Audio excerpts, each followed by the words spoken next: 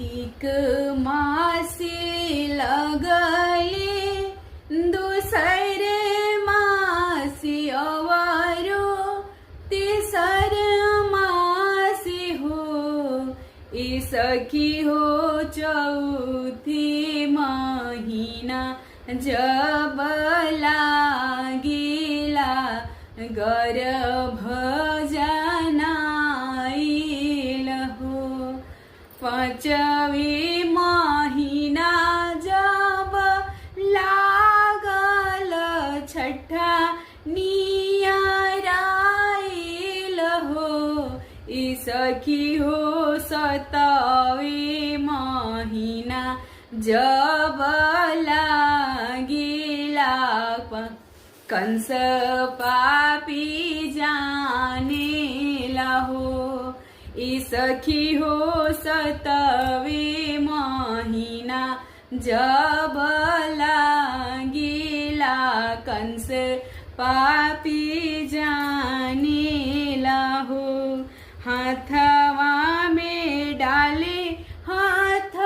कड़ियात गोड़ में जंजीरियानु हो हाथवा में डाले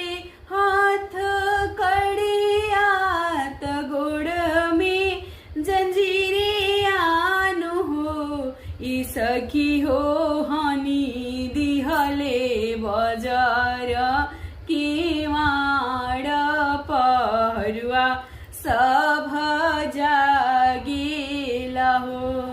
ई सखी हो हनी दिहले बजार किवाड़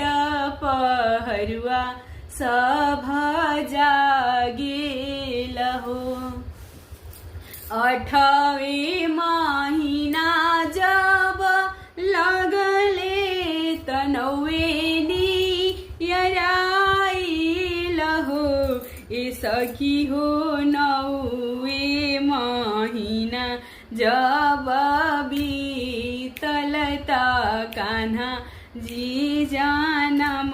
लिहले हो खुली गईले हाथ के हाथ कड़ियात गोड़ा के जंजीरियानु हो खुली गईले हाथ के हाथ कड़ियात गोड़ा के जंजीरियानु हो सखी हो खुली गईले बजा